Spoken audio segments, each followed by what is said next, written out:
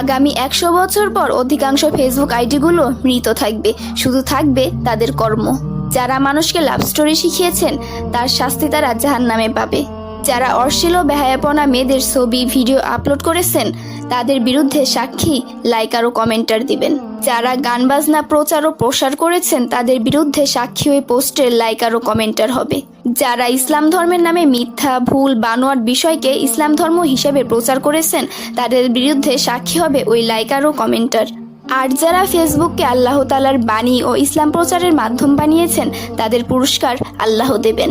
ফেসবুকে কোনো অশ্লীল ছবি আপলোড দেয়া থাকলে মৃত্যুর পরও তার পাপের বোঝা বাড়বে, তার কবরে অনন্তকাল ধরে পাপ ছড়িয়ে যাবে। ফেসবুক ভার্চুয়াল দুনিয়া হলেও এর হিসাবও আপনাকে দিতে হবে, কারণ এতে করে আপনি বাস্তব জীবনের সময়কে নষ্ট করছেন।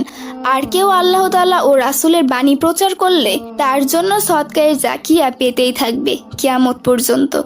এইবার আপনি চিন্তা করুন আপনি কি করবেন, সিদ্ধান্ত আপনার বিবেকের উপর। কিয়ামত কিন্তু সন্নিকটে।